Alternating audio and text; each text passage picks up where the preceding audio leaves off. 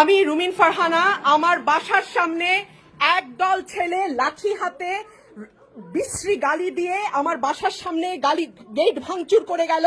তারা বলতেছে এই রুমিন নোংরা একটা গালি দিয়ে মাগি তুই নাম নিচে। এক্ষুনি আমার বাসার সামনে গেল। আপনারা এলিফ্যান্ট রোডে আসেন, আমি আমার মার সঙ্গে একা থাকি। তারা এখনো রাস্তায় গোলমাল করছে, ভীষণ ভাবে চিৎকার করছে। আমি বারান্দায় যেতে পারছি না, বারান্দায় যাওয়ার মতন অবস্থা নেই। তারা ইতিমধ্যেই আমাদের ভাইদের রক্ত ঝরিয়েছে, আমাদের বোনদের রক্ত ঝরিয়েছে, আমাদের স্টুডেন্টদের রক্ত ঝরিয়েছে। তারা আমার পুরো বাসা আমি অন্ধকার করতে বাধ্য হয়েছি। তারা নিচে গেট ভাঙছে। আপনারা দেখুন, আপনারা আসুন, আপনারা একটা ব্যবস্থা নিন, একটা ব্যবস্থা নিন আপনারা।